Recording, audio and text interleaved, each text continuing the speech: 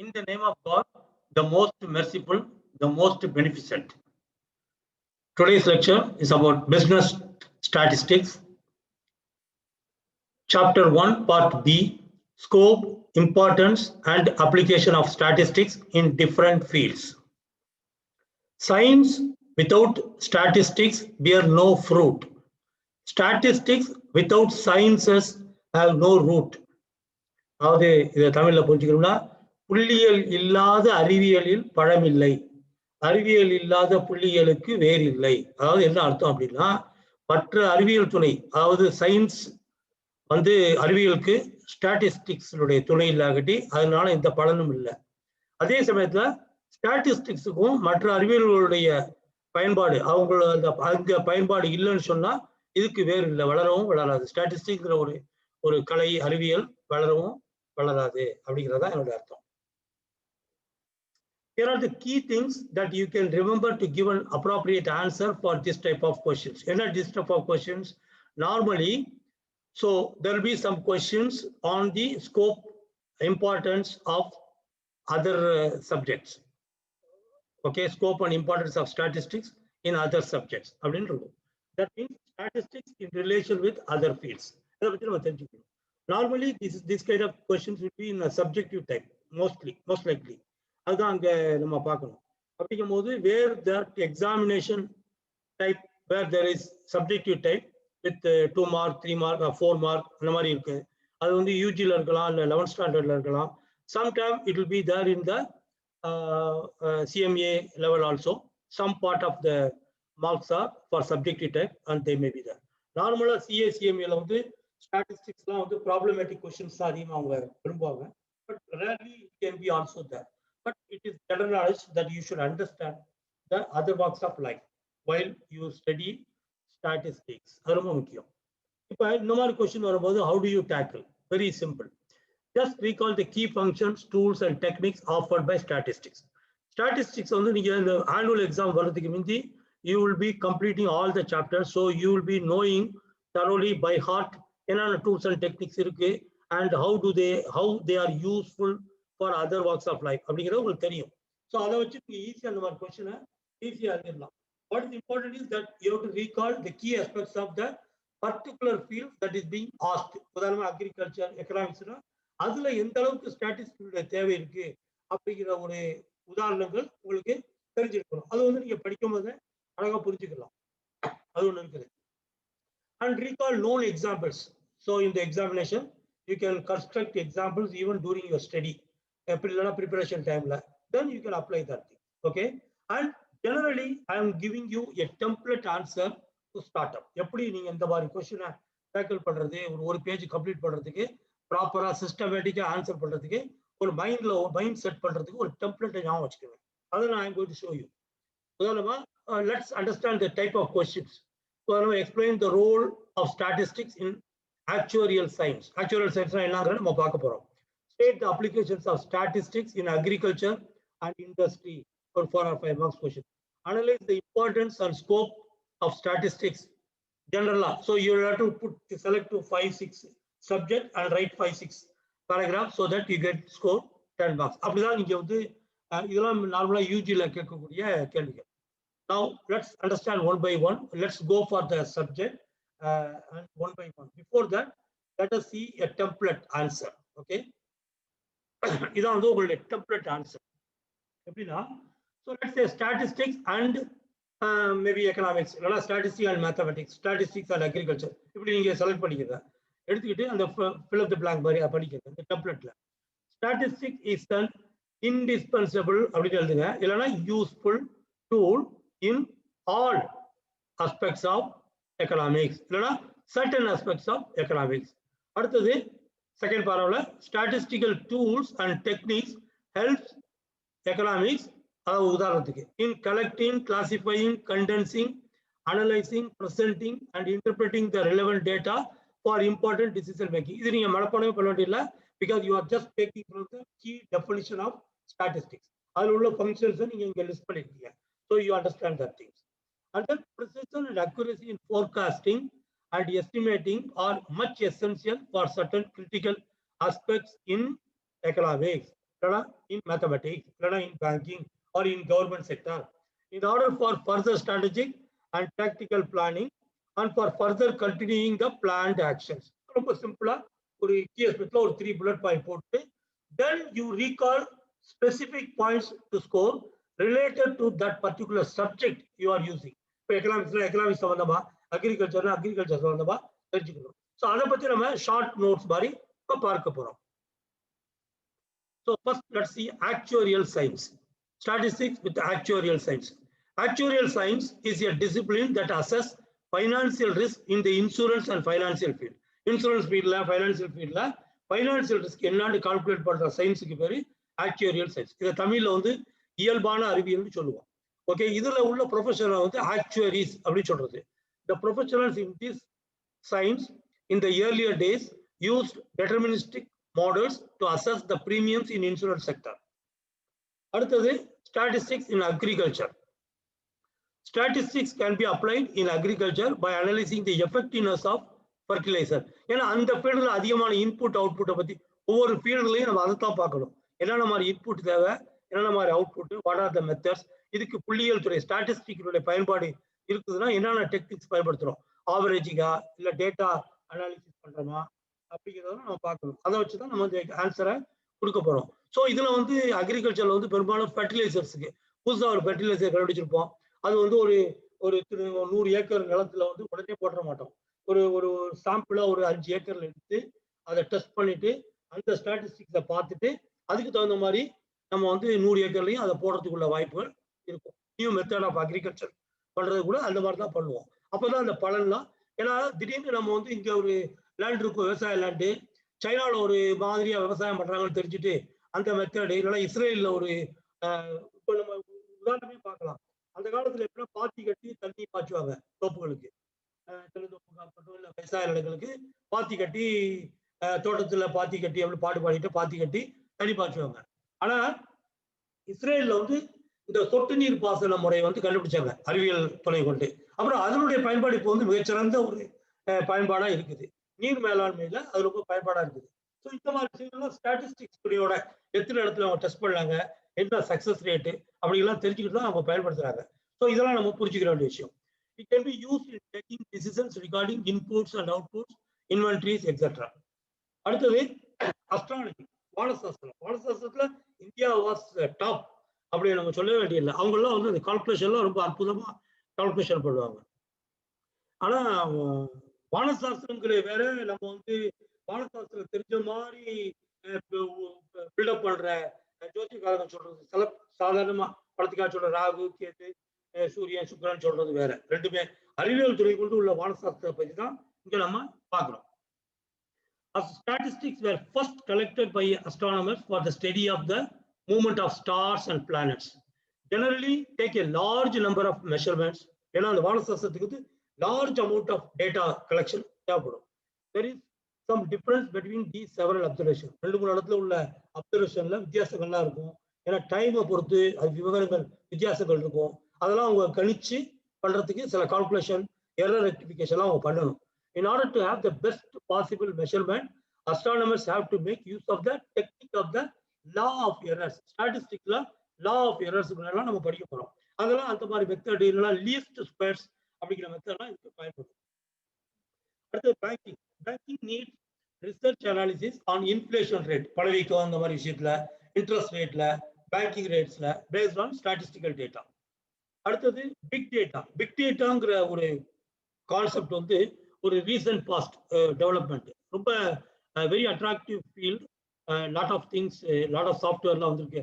Hadoop அப்படிங்கிற மாதிரி சாஃப்ட்வேர்லாம் நிறைய இருக்கு. பைத்தான் ப்ரோக்ராம்லாம் யூஸ் பண்ணி இந்த பிக் டேட்டா அனாலிசிஸ்லாம் பண்ண மாதிரி உள்ள இதெல்லாம் வந்துருச்சு இப்போ மாடர்ன். இது இந்த பிக் டேட்டாங்கிறது வந்து ஏன்னா இப்போ வந்து டேட்டா அனாலிசிஸ்ங்கிறது ரொம்ப முக்கியம். அதாவது தகவலுடைய நுட்பமான தகவலோட ஸ்டாட்டிஸ்டிக் மாதிரி எடுத்து அதனுடைய ட்ரெண்ட் எப்படி இருக்குது, எப்படி போகும். இப்போ இந்த கோவிட் சிச்சுவேஷன் ஒரு மிகச்சிறந்த உதாரணம். இப்போ வந்து உலகம் பூரா வியாபிச்சிருக்கு. அப்போ எல்லா உலகத்தில் உள்ள எல்லா டேட்டாவும் எடுத்து அனலைஸ் பண்ணி எந்த மருந்து இப்போ நல்லா இருக்கு அப்படிங்கிறதெல்லாம் வந்து கண்டுபிடிக்கிறதுக்கு வாய்ப்பு இருக்கு. புதுசாக ஒரு மருந்து கண்டுபிடிச்சா கூட அது எத்தனை பேருக்கு டெஸ்ட் பண்ணி அதனுடைய ட்ரெண்ட் எப்படி இருக்கு அப்படிங்கிறதெல்லாம் நல்லா இருக்குது. சரக்குகள் வந்து நிலவேம்பா இல்லை கபசுர குடிநீரா அப்படிங்கிறதெல்லாம் கூட இந்த மாதிரி டேட்டா அனாலிசிஸை வச்சு ஒரு தீர்மானம் பண்றதுக்கு கூட வாய்ப்புகள்லாம் அங்கே இருக்குது. ஸோ அதனால big data analysis is very important. பாடசாஸ்திரத்துலையும் பிக் டேட்டா அனாலிசிஸ் இருக்கு, ஃபைனான்ஸ் மார்க்கெட்லையும் பிக் டேட்டா அனாலிசிஸ் இருக்கு. இதனால வந்து big data is a subject area where statistics is playing a very important role with the use of computer also. Big data is a term used for collection of data sets that are large and complex, which is difficult to store and process using available database management tools or traditional data processing applications. The big data applications provide statistics-based software computation that provides suggestions, estimations, forecasting based on huge volume of historical data. இதெல்லாம் statistical டூல்ஸை use பண்ணி வருது. ஃபோர்காஸ்டிங்னா estimation தான் ஸ்டாட்டிஸ்டிக்ஸ்ல உள்ள முக்கியமான techniques that we will be learning. Almost all the industries today are leveraging big data applications in one or the other way. எல்லா இண்டஸ்ட்ரியிலையும் வந்து இந்த big data analysis வந்து தேவைப்படுது. ஓகே, அடுத்தது statistics with commerce. Statistical methods are widely used in business and trade solutions such as financial analysis, market research and manpower planning. இதுல வந்து statistics காமர்ஸுக்கு ரொம்ப முக்கியம். Estimation of the trend of prices, buying and selling, importing and exporting of goods are done using statistical methods and past data. இந்த statistics வந்து ரொம்ப முக்கியமா பயன்படுது. எப்படின்னா இப்போ இந்த உதாரணமா இந்த கோவிட் சிச்சுவேஷன், திடீர்னு லாக்டவுன் பீரியடு, இல்லைன்னா ஏதாவது ஒரு புயல் வெள்ள சூழல்ல வரக்கூடிய லாக்டவுன் சிச்சுவேஷன், அப்பெல்லாம் எந்த பொருளுக்கு அதிகமான டிமாண்ட் இருக்குங்கிறது பாஸ்ட் ஸ்டாட்டிஸ்டிக்கல் டேட்டாவை வச்சு அந்த மாதிரி பொருட்களை வந்து அடுத்த தடவை, உதாரணமா பாத்தீங்கன்னாக்கா கஜா புயல் சமயத்துல நிறைய பேருக்கு தேவைப்பட்ட பொருள் என்னன்னா மெழுகுவர்த்தி, மண்ணெண்ணெய், போர்வை, இந்த மாதிரி விஷயங்களா இருக்கும். கொசுவத்தி சுருள் இதெல்லாம் இருக்கும். அடுத்த பொருள் இந்த நிறைவு பொருள் வரும்போது அதுக்கு முந்தைய கடைக்காரர்கள்லாம் இந்த பொருட்கள் எல்லாம் அதிகமா வாங்கி ஸ்டாக் வைக்க ஆரம்பிச்சுட்டாங்க. அதனால அந்த பாதிப்பு இல்லை. இதெல்லாம் வந்து ஸ்டாட்டிஸ்டிக்ஸ் துறையோட எடுக்கக்கூடிய முடிவுகள், அதனுடைய பலன்கள் தான் இதெல்லாம். அப்புறம் அடுத்தது consumer analysis. How does different strata of society spend their incomes? ஸ்டாட்டானா அடுக்கு, சமூகத்தினுடைய அடுக்கு. சொசைட்டி, ஸ்டார்ட் ஆஃப் சொசைட்டினா கீழ்த்தட்டமா, கீழ்த்தட்ட வர்க்கமா, மேல்தட்ட வர்க்கமா, இடைத்தர அப்படிங்கிற அந்த அடுக்கு சொல்லுங்க. அதுதான் strata of society. How does different strata of society spend அவங்களுடைய வருமானத்தை எப்படி பயன்படுத்துறாங்கிற ஒரு இதுதான் கன்சூம்ஷன் அனாலிசிஸ்ல பயன்படும். உதாரணமா புழுங்கரிசிக்கு எப்படி டிமாண்ட் இருக்கு, பச்சரிசிக்கு எப்படி டிமாண்ட் இருக்கு, கோதுமைக்கு எப்படி டிமாண்ட் இருக்கு அப்படிங்கிறதெல்லாம் பார்க்கலாம் நம்ம. அப்புறம் statistics with economics. Statistics helps us to understand and analyze economic theories. Economic theories வந்து நிறைய இருக்கு. அதுக்கெல்லாம் வந்து ஸ்டாட்டிஸ்டிக்ஸ் துணையோட தான் அந்த டிமாண்ட் சப்ளை தியரியா இருக்கட்டும், market competitive theory, market competition, monopoly, oligopoly, இதெல்லாம் ஸ்டடி பண்றதுக்கு ஸ்டாட்டிஸ்டிக்ஸ் வந்து ரொம்ப முக்கியம். Right from analyzing microeconomic factors like the demand for the product, research regarding different markets to macroeconomic concept. Macroeconomic போது வேர்ல்டு வைடா இல்லைன்னா கண்ட்ரி வைடா இல்லைன்னா ஸ்டேட் வைடா பெரிய அளவுல பாக்குறது. கான்செப்ட் லைக் அதுல வந்து பணவீக்கம், அன்எம்ப்ளாய்மெண்ட், வேலை இல்லாத திட்டம், இதை பத்தி எல்லாம் படிக்கக்கூடிய ஒரு இது can be done easily using statistics. இதுக்கெல்லாம் ஸ்டாட்டிஸ்டிக்ஸ் பயன்பாடு ரொம்ப முக்கியம் எக்கனாமிக்ஸ்க்கு. ஓகே, அடுத்து in our country many state governments have a division called Department of Economics and Statistics. அதனாலதான் so there is a Department of Economics and Statistics department இருக்கு நம்ம அரசாங்கத்துல for the analysis of economic data of the state. அப்புறம் education, measuring and evaluating the progress of student, formulating policies and also helps to predict the future performance for improvement. Class average, school average, பாடங்கள்ல பரீட்சையில அவரை ஓட்டப்பந்தயத்துல அப்படி பல விஷயங்கள்ல வந்து average எல்லாம் எடுத்து அந்த ஸ்டாட்டிஸ்டிக்ஸ் தான் ஹெல்ப் பண்ணுது improving the study quality of the education or quality of the management of the particular school or particular area of district. அந்த மாதிரி எல்லாம் அவர் அரசாங்கத்தினுடைய முடிவுல அதை பார்க்க முடியும். கிராமப்புறத்துல எப்படி எஜுகேஷனோட தரம் எப்படி இருக்கு அப்படிங்கிறலாம் அந்த ஸ்டாட்டிஸ்டிக்ல நம்ம பார்க்க முடியும். அப்புறம் ஸ்டாட்டிஸ்டிக்ஸ் வித் கவர்மெண்ட், இது ரொம்ப முக்கியம். Statistics already we have seen statistics economic and statistics department இருக்கு. அதுவே ஒரு உதாரணம் கவர்மெண்ட்டுக்கும் ஸ்டாட்டிஸ்டிக்கும் உள்ள உதாரணத்துக்கு. Statistics provides statistical information to government to evolve policies, to maintain law and order, to promote welfare schemes and to other schemes of the government. இதெல்லாம் வந்து மானியம் கொடுக்கலாமா, கொடுக்க கூடாதா, பிரைஸ் குறைக்கிறதுக்கு கட்டுப்பாடு கொடுக்கணுமா வேணாமா, வேளாண் திட்டங்கள்லாம் சட்டம்லாம் கொண்டு வர்றது எல்லாத்துக்குமே இந்த ஸ்டாட்டிஸ்டிக்ஸ் தான் ரொம்ப முக்கியமான பயன்பாடு.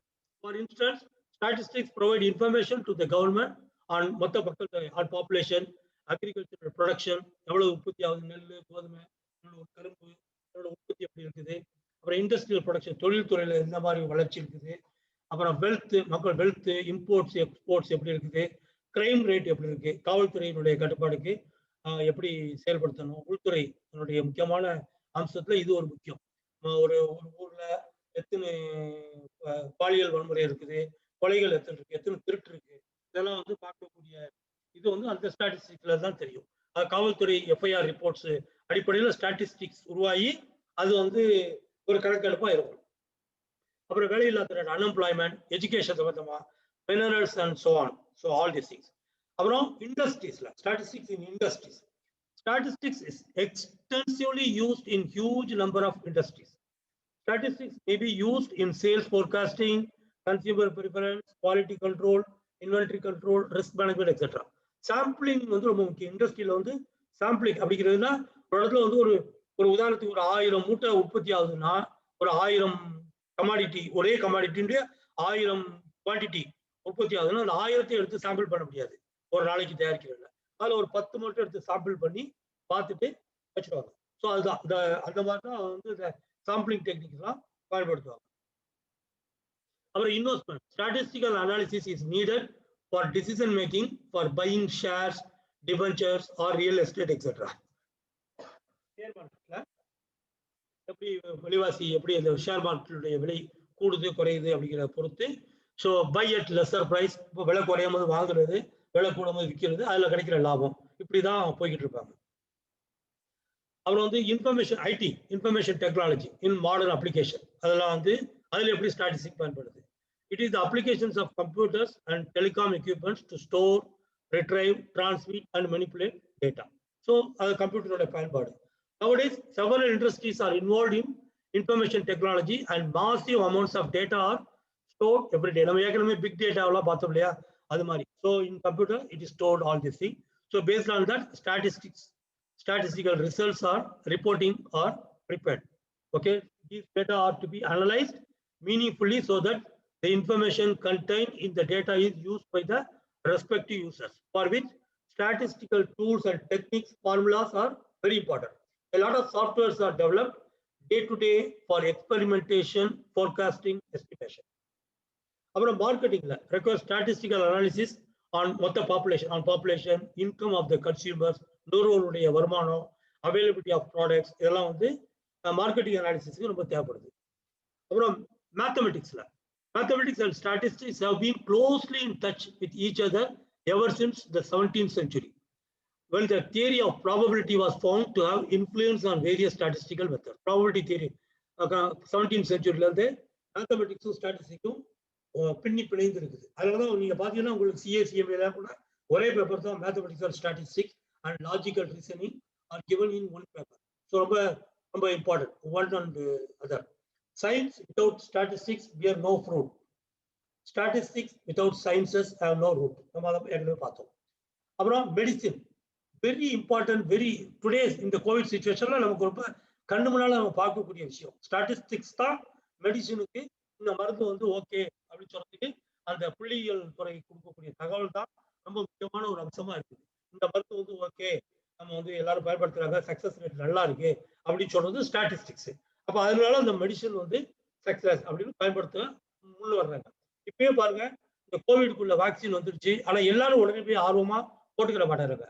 சில பேருக்கு பயம், இதே புதுசா கிளறுவட்ட பூதம் பெறப்பட்ட மாதிரி இதை போட்டுக்கிட்டு நம்ம ஏதாவது வேற சித்திரவதைய அனுபவிக்கணுமா அப்படின்னு பார்க்கும்போது இந்த ஸ்டாட்டிஸ்டிக்ஸ் செய்தி வர வர இது போட்டவங்களுக்குலாம் ஒன்றும் பாதிப்பு இல்லை, 1 மாசம் ஆயிடுச்சு, 2 மாசம் ஆயிடுச்சு, நல்லா இருக்கு, அவங்க எங்க வேணாலும் சுத்தலாம், ஒரு பிரச்சனையும் இல்லை, ஈவன் ஜலதோஷம் கூட வரதில்லை அப்படிங்கிற மாதிரி ஏதாவது ஒரு தகவல் வந்துச்சுன்னா உடனே எல்லாரும் ஓடி போய் முட்டி மோதிக்கிட்டு அந்த வேக்சின் போடுவாங்க. அதனால மெடிசினுக்கும் ஸ்டாட்டிஸ்டிக்கும் தொடர்பு மக்களுடைய மனப்போக்குல. Statistics helps in researching and analysing medical experiments and investigation. அதெல்லாம் கண்டுபிடிப்புகளுக்கு ரொம்ப முக்கியமான உதாரணம். Biostatic enables researchers to identify if a particular treatment of drug is working and how effective it is. ஒரு மருந்து கண்டுபிடிச்சதுக்கு பின்னாடி அதை வந்து துரதிருஷ்டசாலிகள் ஒரு 100 பேரோ ஒரு 10 பேருக்கோ கொடுத்து அவங்கள பரிட்சித்து பிற்பாடு தான் மற்றவங்களுக்கு பயன்பாட்டுக்கு கொண்டு வர்றாங்க. அப்புறம் production. What is the total productivity in the country in order to compare ourselves with other countries in the world? அந்த மாதிரி மொத்த உற்பத்தி எவ்வளவு இருக்குது மற்ற நாட்டோட இல்ல மற்ற மாநிலத்தோட மற்ற கம்பெனியோட அப்படிங்கிறலாம் அந்த ரிசர்ச்ல நமக்கு தேவைப்படும். அதுக்கு ஸ்டாட்டிஸ்டிக்ஸ் பயன்பாடு. The production of a commodity depends on demand, supply, capital. இதனுடைய அடிப்படையில் தான் அந்த எஸ்டிமேஷன் இருக்க முடியும். அப்புறம் statistics and research. Statistics and research, statistical techniques are indispensable in research work. ரொம்ப முக்கியம். ரிசர்ச்சுக்கு வந்து ஸ்டாட்டிஸ்டிக்ஸ் இல்லாம ரிசர்ச் இருக்கவே முடியாது. And most of advancement in knowledge has taken place because of experiments. Experiment பண்ணி அதனுடைய ஸ்டாட்டிஸ்டிக்ஸ் அடிப்படையில் தான் they are concluding. The researchers are concluding and conducted with the help of statistical methods. Various methods, sampling techniques எல்லாம் கண்டுபிடிச்சு தான் அவங்க அதை கொண்டு வர்றாங்க. அப்புறம் ஸ்டார்ட் அப் பிசினஸ். முக்கியமா ஒரு தொழில் புதுசா தொடங்குறதுக்கு முந்தி இல்லைன்னா ஒரு புதுசா ஒரு பிசினஸ் நம்ம வாங்குறதுக்கு முந்தி நமக்கு அது சம்பந்தப்பட்ட புள்ளியியல் விவரம் வந்து நமக்கு ஸ்டாட்டிஸ்டிக்ஸ் விவரம் வந்து ரொம்ப முக்கியம். While opening a new business or acquire one, we need to study the market from statistical point of view to get accurate market demand and supply and the market trend for his intended business. Thank you. எல்லா புகழும் இறைவனுக்கே. Mail or WhatsApp your questions. Your opinions are welcome. Please read my notes if you are interested, or you can read your textbook also. And educate by sharing and caring, especially those who are aiming for professional examination like CA Foundation or CMA Foundation. They have to read again, maybe they have their study notes from the respective institute, but still they have to go back and review their old like 11th standard or 12th standard say portions of the syllabus and maybe some other textbooks. So these things are covered in my study notes which can be available provided that you request me. Okay, please educate by sharing my videos through your WhatsApp link and all these things to other friends whom you think they are interested. Parents parents kalpi avanga pullingalukku kudunga. And you have to care others also, then only you will be cared by others. So அடுத்தவங்களுக்கு நாம் செய்யற உதவி தான் நமக்கு வந்து ரொம்ப முக்கியமான பலன் அளிக்கும். அது ரொம்ப முக்கியம். Thank you. Okay, my email ID is nsmsh@yahoo.com and my website address is www.nsmsh.net. Thank you. எல்லா புகழும் இறைவனுக்கே.